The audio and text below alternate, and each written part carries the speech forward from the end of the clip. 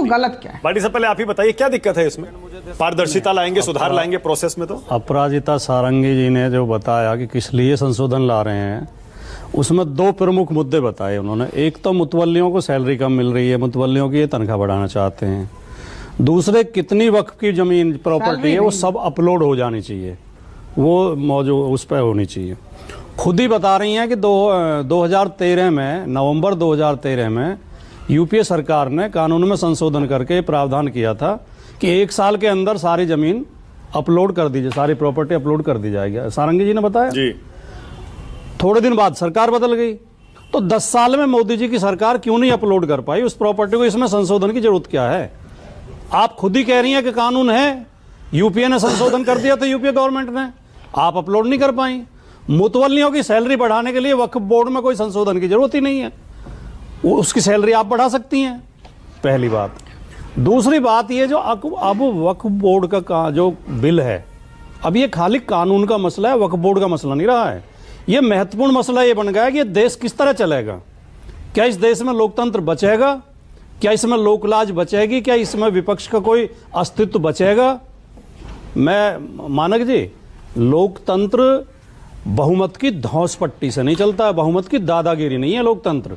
लोकतंत्र सहमति से चलता है, और सभ्य लोकतंत्र अपने कमजोर और कम संख्या वाले वर्गों का विशेष ध्यान रखता है, उन्हें विशेष अधिकार देता है, उन्हें विशेष सम्मान देता है। इस मौजूदा सरकार को, बीजेपी के नेतृत्व में जो सरकार चल रही है, इसे सारी समस्या अल्पसंख्यक से ही है। ये तरह तरह के कानून लाके अल्पसंख्यक समाज को परेशान करना चाहते हैं।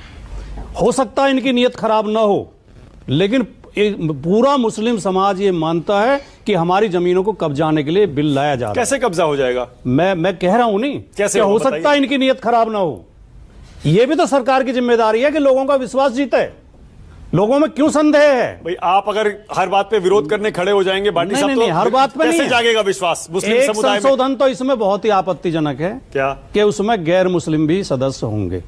ये बिल्कुल बहुत आपत्तिजनक संशोधन है। ठीक है। और इससे इनकी नीयत पता चलती है। इसमें आरएसएस के लोगों को घुसा देंगे। अच्छा, क्या और आरएसएस क्या करती है वो आप फिर समझते ही। भाटी साहब, क्या आप नहीं मानते कि इस तरह से जो 2 बिंदु मेरे और सुन लो। बोलिए फिर आप सवाल करना। जेपीसी जब बनती है तो जेपीसी का मतलब होता है आम सहमति बनाना। जेपीसी में अगर विपक्ष के सांसदों ने कोई असहमति दी है, उसको बिल से हटा देना, उसको रिपोर्ट से हटा देना, बहुत इनकी जो खराब नीयत है उसको स्पष्ट करता है। इनकी नीयत ही खराब है। ये विपक्ष के संशोधन ही सुनना नहीं चाहते, उनकी असहमति को स्वीकार ही नहीं करना चाहते। एक बात। दूसरी बात, ये जिद क्या है इन्हें?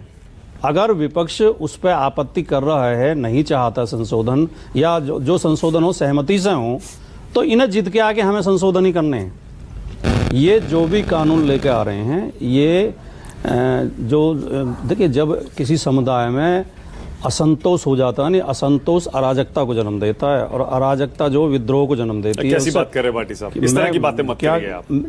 ये कौन सी बात गलत कह रहा हूं? भाटी साहब, ये मैं कौन सी बात गलत इस तरह की बात मत करिए। अगर मुझे आपके ऊपर भरोसा नहीं रहेगा, आपके चैनल पे भरोसा नहीं रहेगा, क्या मैं आपकी डिबेट में आऊंगा? क्या बैठूंगा मैं? अगर मुझे भरोसा नहीं रहेगा कि मानक जी मुझे अपनी बात कहने का मौका नहीं देते, तो क्या मैं बैठूंगा? नहीं, लेकिन इस तरह की बात मत करिए भाटी साहब। क्या कैसी बात? विद्रोह हो जाएगा। आप तो मतलब खुलेआम आप तो भड़काऊ बयान दे रहे हैं भाटी साहब। असंतोष हमेशा अराजकता को जन्म देता है, दुनिया का इतिहास गवाह है। और अराजकता से विद्रोह पनपता है। विद्रोह का मतलब हथियार उठा लेना नहीं है। फिर क्या होता है? शांति भंग हो जाती है, अशांति हो जाती है, मतलब हिंसा होती है, लोग नाराज होते हैं, सड़कों पर उतरते हैं। वही मैं कह रहा हूं। यही तो बात, यही आप कह रहे हैं। नहीं, भड़काऊ बयान है भाटी साहब, भड़काऊ बयान है। कौन सी बात गलत है मेरी? कौन सी बात मैं गलत कह रहा हूं? खुलेआम कह रहे हैं कि अगर वक्फ बोर्ड जैसा कानून आएगा तो विद्रोह हो जाएगा। अविश्वास मैंने नहीं कहा, ये आप कह रहे हैं। ये आप अपने शब्द मेरे मुंह में ठूस रहे हैं। अविश्वास और असंतोष अराजकता को जन्म देता है, और अराजकता विद्रोह को जन्म देती है। ठीक है, मैं भी आपसे स्पेसिफिक सवाल पूछता हूं भाटी साहब। बताइए आप, क्या जो मौजूदा कानून वक्फ बोर्ड का है, उसमें आपको भी पता है सर्वेयर जो कह देता है वही माना जाता है?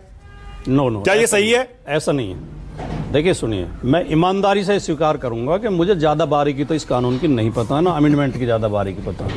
नहीं, इसमें झूठ बोलने की कोई बात नहीं होती। यही तो मसला है भाटी साहब। देखिए सुनिए, यही मसला है कि किसी को पता ही नहीं है मानक जी सुनिए, वक्फ बोर्ड काम कैसे करता है। मुझे जानकारी है, जितनी मुझे जानकारी है, जो व्यक्ति अपनी जमीन दान करता है, हाँ, वक्फ बोर्ड पहले उसके पूरे पेपर, उसका मालिकाना हक पहले साबित करना पड़ता है उसे कि ये मेरी जमीन है, इसमें कोई विवाद नहीं है।